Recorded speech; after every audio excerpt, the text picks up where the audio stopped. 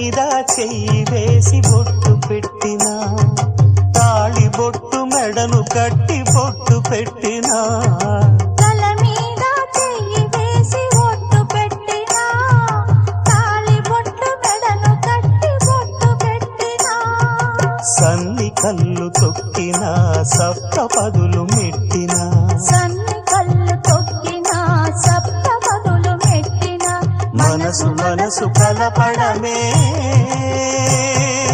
మంత్రం పరమార్థం.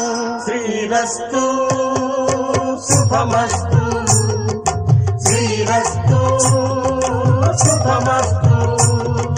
శ్రీకారం చుట్టుకుంది పెళ్లి పుస్తకం, ఇక ఆకారం దాచుతుంది కొత్త జీవితం.